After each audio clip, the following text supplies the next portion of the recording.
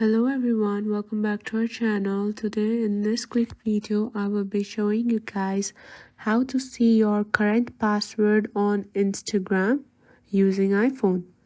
Without delaying any more further, let's get into the video. Here what you have to do is on your Spotlight search for passwords and then open it. You will require your Face ID to open it. Then on the search bar, type on Instagram. There you'll have all the current passwords of your Instagram accounts saved. So doing this, you will be able to see your current password on Instagram.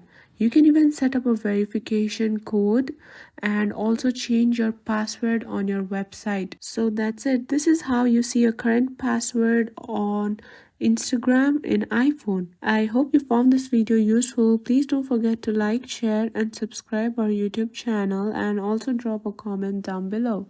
Thank you for watching.